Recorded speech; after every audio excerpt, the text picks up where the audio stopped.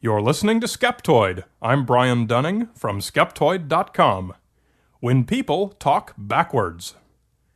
Just when you thought there was nobody in the world crazier than yourself, along come people who believe that we all subconsciously say what we really mean in reverse, through the unconscious but deliberate choosing of careful words which, if played backwards, say what we actually mean.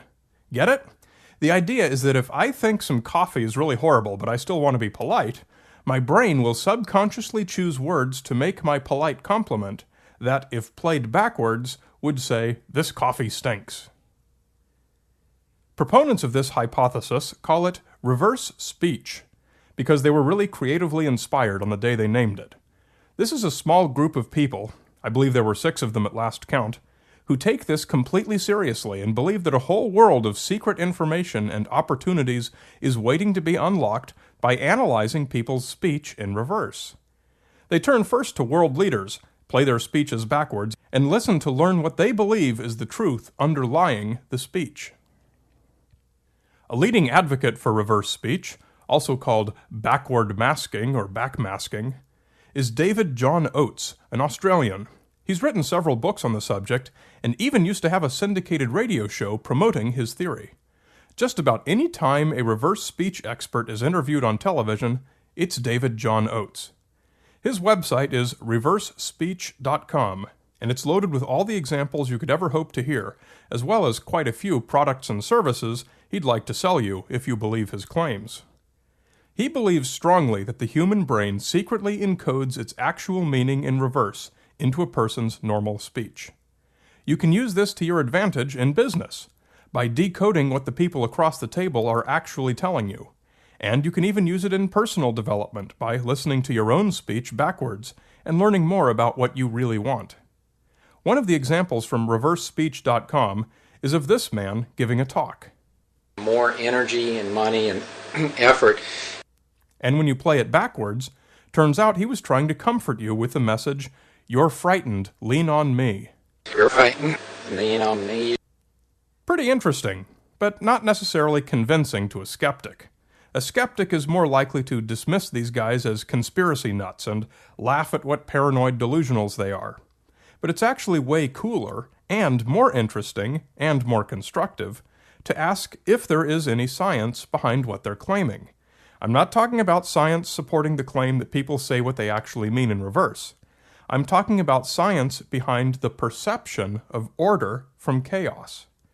And it turns out there is good science behind it. The journal Science published an article in 1981 by Rimaz, Rubin, Pisoni, and Carell called Speech Perception Without Traditional Speech Cues. By playing what they called a 3-tone sinusoidal replica, or a complicated sine wave sound, they found that people were able to perceive speech, when in fact there were no traditional speech sounds present in the signal. So rather than laughing at a reverse speech advocate, instead appreciate the fact that there is good science driving their perception of what they're hearing. They're not making anything up.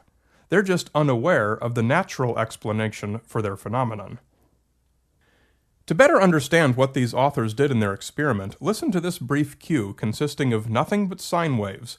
I'll play it 3 times. It was a sunny day and the children were going to the park. It was a sunny day and the children were going to the park. It was a sunny day and the children were going to the park. It almost does sound like speech, doesn't it? But it's not quite clear what it's saying. Well, suppose someone told you that it says, "It was a sunny day and the children were going to the park." Now listen to it again. I'll play it twice. It was a sunny day and the children were going to the park. It was a sunny day and the children were going to the park. This time, it's almost impossible not to hear the words that you've been preconditioned to hear.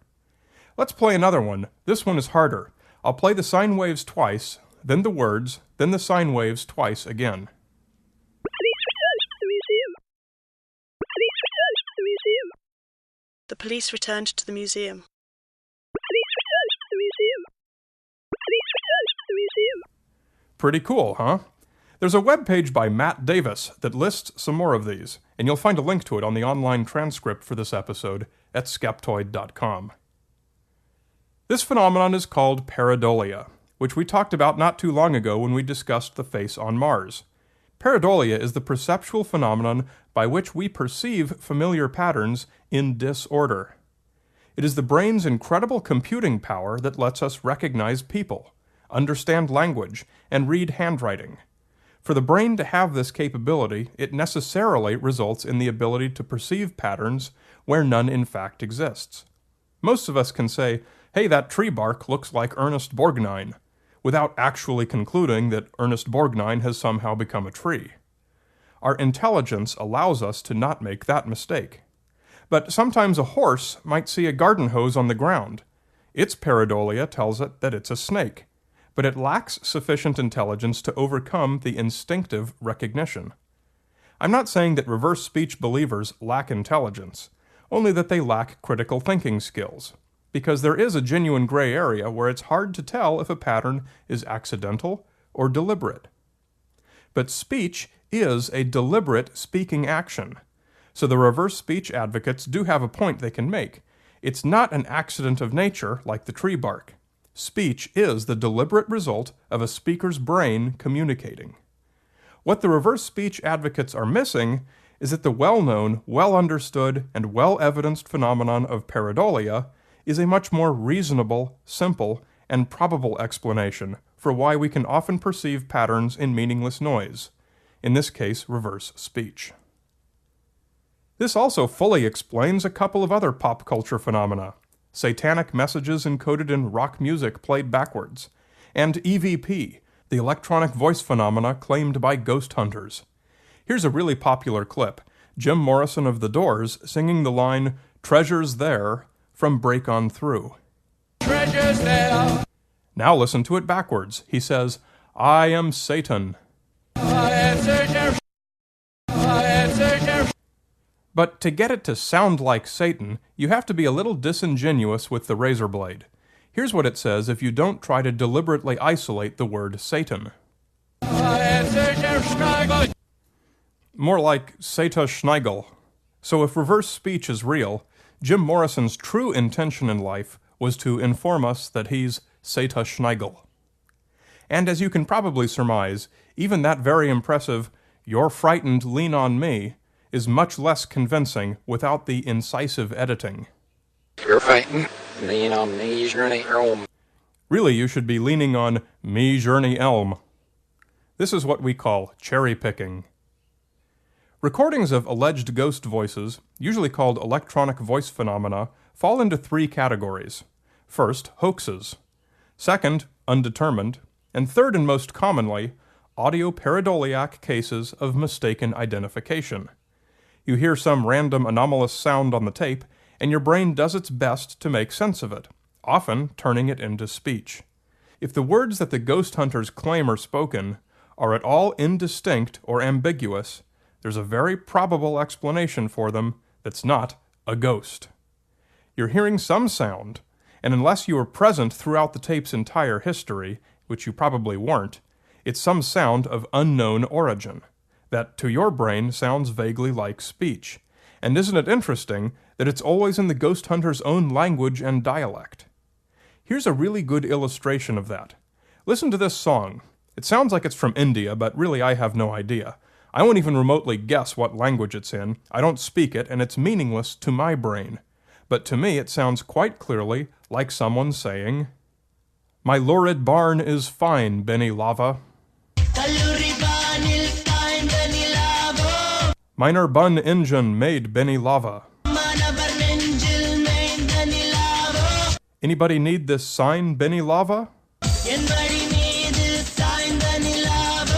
In Mirror 1, Divine Benny Lava.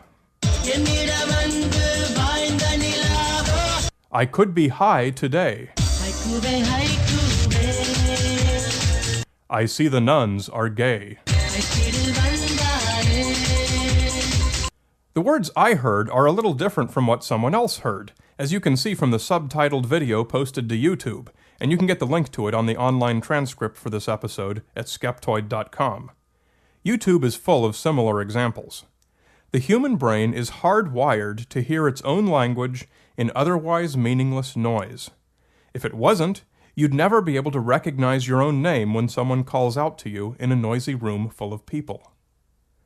Whether that noise is human speech played backwards, music played backwards, traffic sounds, random noises in a graveyard or haunted house, or the musings of the great Indian poet Benny Lava, your human brain will process it and find intelligible speech. It's the way your brain works. It's not evidence of ghosts, satanic messages, and certainly not of something as childish as reverse speech. Don't miss Here Be Dragons, an introduction to critical thinking, my new 40-minute video. It's free and it's suitable for all audiences, and licensed for free distribution and public display. Get it at herebedragonsmovie.com. You can watch it online, download it, or get it on DVD. It's a perfect gift for anyone who doesn't listen to podcasts, which is most everyone you know. herebedragonsmovie.com.